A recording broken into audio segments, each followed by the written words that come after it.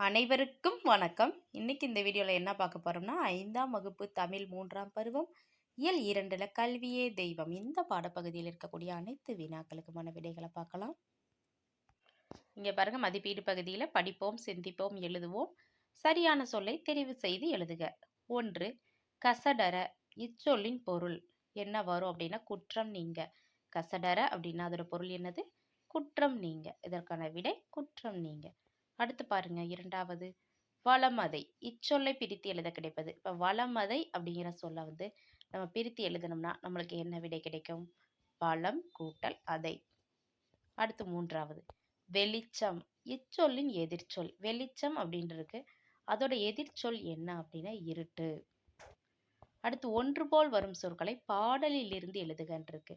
அதாவது நம்மளுக்கு இங்க பாடல் கொடுத்துருக்காங்க. இங்க பாருங்க, கல்வியே தெய்வம் பாடல் கொடுத்துருக்காங்களா?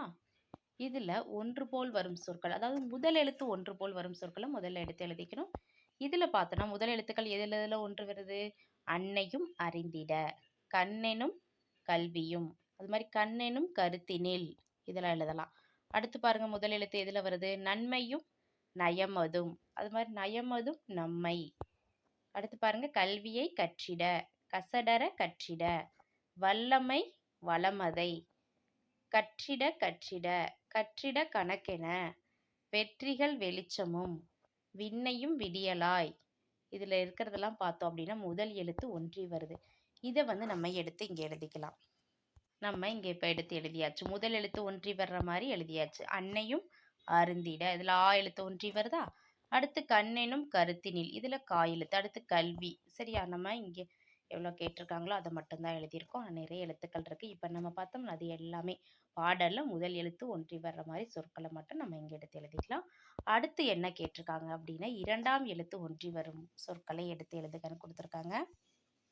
அந்த பாடல்ல இருந்து நம்ம 2ஆம் எழுத்து ஒன்றி வருவது, அதாவது இங்கே பாருங்க, நன்மையும் மென்மையும், இதில் 2ஆம் எழுத்து ஒன்றி வருது. அது வரை அன்னையும்ல 2ஆம் எழுத்து ஒன்றி வருது. அடுத்து விண்ணையும் திண்மையும், இதில் 2வது எழுத்து ஒன்றி வருதா இல்லையா?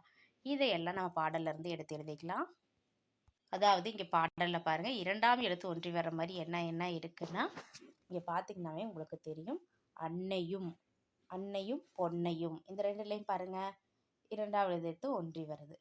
அடுத்து பார்த்தோம் அப்படின்னா நன்மையும் மென்மையும், 2ஆம் எழுத்து ஒன்றி வருதா? அடுத்து பாருங்க, கல்வியை வல்லமை, இதில் 2வது எழுத்து ஒன்றி வருது. அடுத்து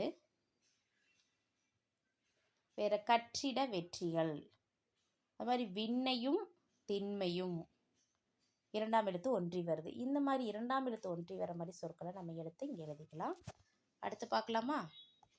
இப்போ நம்ம முதல் எழுத்து 2ஆம் எழுத்து ஒன்றி வர மாதிரி சொற்களை பாடல்ல இருந்து இங்கே எடுத்து எழுதிட்டோம். அடுத்து எதிர்ச்சொல் தருக. நன்மை, இதோட எதிர்ச்சொல் என்ன வரும் அப்படின்னா தீமை. புகழ்னா இகழ், வெற்றி தோல்வி, வெளிச்சம் இருட்டு, தோன்றும் மறையும், இது எல்லாமே இதோட எதிர்ச்சொல். சரியா?